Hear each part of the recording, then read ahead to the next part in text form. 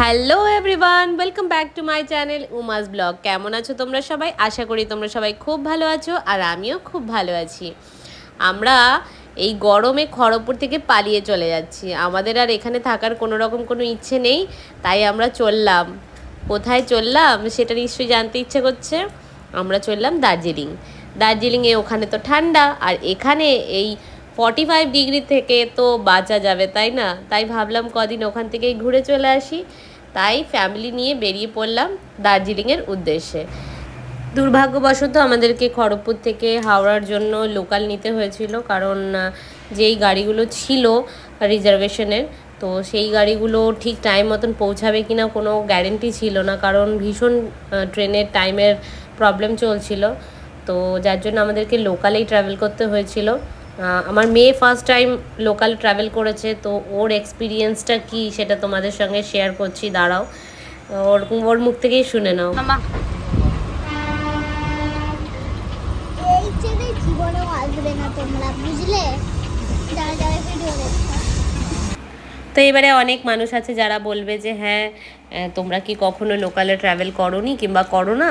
না, সেরকম কোনো ব্যাপার নয়, আমরা লোকালে ট্রাভেল করি, কিন্তু সেদিন এতটা গরম ছিল, আর যেহেতু এই গরমের মধ্যে বাচ্চাটাকে নিয়ে বেরোবো, তাই আমরা ভেবেছিলাম যে যদি খড়গপুর থেকে হাওড়া অবধি রিজার্ভেশন করে যাওয়া যায়। তো তো যদিও ছিল একটা ট্রেন, বন্দে ভারত ছিল, ইস্পাত ছিল, কিন্তু ভীষণ ট্রেনের লেট চলছিল। বন্দে ভারত তো 8:30টায় ঢোকানোর কথা ছিল, সেখানে যদি লেট হয়ে যেত আমাদের, তাহলে আমাদের শিয়ালদা যেতে প্রবলেম হয়ে যেত, কারণ আমাদের ট্রেনটা ছিল রাত 11টা 20-তে শিয়ালদা স্টেশন থেকে। তো আমাদেরকে তো আবার হাওড়া থেকে শিয়ালদা যেতে হবে, তাই আমরা রিস্ক না নিয়ে লোকালেই চলে এসেছিলাম। আর এই গরমে এই রৌদ্রের মধ্যে লোকালে এসে আমাদের যে কী অবস্থাটা হয়েছে সেটা না বললে, মানে যার সাথে হয়েছে সেই বুঝতে পারবে, অ্যাকচুয়ালি বললে বুঝবে না। তো যারা মানে খারাপ ভাবছো কিংবা ভেবে মনে বসে আছো যে আমি এরকম বললাম যে লোকালে ট্রাভেল করেছে আমার মেয়ে ফার্স্ট টাইম, আর মেয়ে বলছে যে একদম ভালো লাগছে না, তো সেটা তোমরা খারাপভাবে নিও না, কারণ সত্যি সেদিন ভীষণ গরম ছিল আর ভীষণ কষ্ট পেয়েছি আমরা, বলার মতন নয়, সত্যি ভীষণ কষ্ট পেয়েছি। তো যাই হোক, ওখান থেকে আমরা বেরিয়ে চলে এলাম ক্যাব বুক করে। হাওড়া থেকে ক্যাব বুক করে আমরা শিয়ালদার জন্য রওনা হয়ে গেলাম, আর শিয়ালদা এসে পৌঁছেও গেলাম, সবাই চলে এসছে। আর এসে দেখলাম যে আমাদের ট্রেনটা লেটও করেনি, আগেই চলে এসছে ট্রেনটা এসে গেছে যখন, তখন আমরা আর ভাবলাম যে দাঁড়িয়ে থেকে কী লাভ, ট্রেনেই উঠে যায়, অ্যাটলিস্ট ট্রেনে উঠলে তো এসির ঠান্ডা হাওয়াটা পাবো এত গরমের মধ্যে। সবার ছিল হচ্ছে গিয়ে স্লিপারে বুকিং, আর আমার ছিল হচ্ছে গিয়ে সেকেন্ড ক্লাস এসিতে বুকিং ছিল আমার। আমি যেহেতু মেয়েকে নিয়ে প্রথমবার এসেছিলাম, তাই আমি আর মানে রিস্ক নিতে চাইনি, খুব কষ্ট হয়েছে লোকালে এসে, আর ভীষণ গরম ছিল, তাই চলে এসেছি ট্রেনে। তো আমার সিট ছিল হচ্ছে গিয়ে একটা সাইড লোয়ার আর একটা সাইড আপার। সাইড লোয়ার এই যে এটা আমার সিট, আর সাইড আপারে ছিল মেয়ে আর হাজব্যান্ড। তো যাই হোক, রাতটা দারুণ কেটেছে, খুব সুন্দর ঠান্ডা হাওয়াতে ঘুমও ভালো হয়েছে। সকাল হয়ে গেল, সকাল 9টা 15-তে আমাদের গাড়ি পৌঁছে যাবে, তাই আমরা উঠে রেডি টেডি হয়ে গেছি বেরোবো বলে।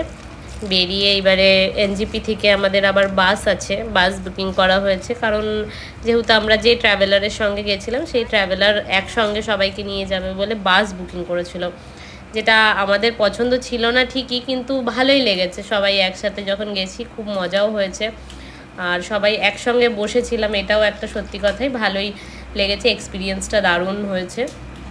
তো যার জন্য অর্পিতাদিকে তো অবশ্যই থ্যাংক ইউ বলা উচিত। রেগে গেছিলাম ঠিকই একটু, কিন্তু দেখলাম যে না, ভালোই লেগেছে, খারাপ লাগেনি, আর খুব একটা শরীরও খারাপ করেনি। তারপরে আর কি এনজিপি থেকে বাস ছেড়ে দিল, আর আমরাও এখানে একটু খাবার টাবার খেয়ে নিলাম, কারণ সকাল থেকে সেরকম কিছু খাওয়া হয়নি। সবাই এখানে একটু টিফিন টিফিন করে নিল, আর ড্রাইভারকে বলাও হয়েছিল যে যদি সামনে কোনো রেস্টুরেন্ট থাকে প্লিজ দাঁড় করাবেন, কারণ আমরা সেভাবে তো কিছু খাবার দাবার খাইনি, আর এখন এনজিপি থেকে দার্জিলিং যেতে প্রায় 3 থেকে 3.5 ঘন্টা তো টাইম লেগেই যাবে আমাদের। মজা করতে করতে আমরা বেরিয়ে পড়লাম দার্জিলিংয়ের উদ্দেশ্যে, দার্জিলিংয়ে পৌঁছানোর জন্য।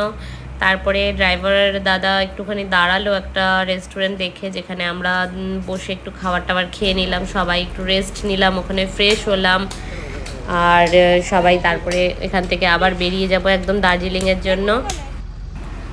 এখানে আমরা সবাই একটু টিফিন করলাম, একটু ফ্রেশ হলাম।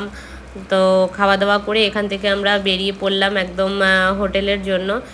আর আজকের ভিডিওটা এইটুকুই থাক। পরের ভিডিওতে তোমাদেরকে দেখাবো যে দার্জিলিংয়ে পৌঁছে আমরা কি করলাম, হোটেলে পৌঁছে আমরা কি করলাম। তো ওয়েট করো আমার নেক্সট ভিডিওর জন্য। টাটা।